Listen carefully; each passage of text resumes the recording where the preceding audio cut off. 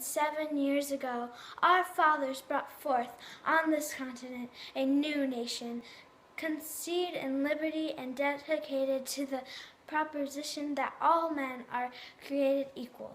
Now we are engaged in a great civil war, testing whether that nation or any nation so conceived and so dedicated can long endure.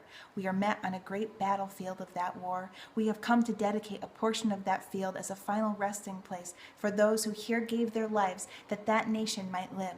It is altogether fitting and proper that we should do this. But in a larger sense, we cannot dedicate, we cannot consecrate, we cannot hallow this ground.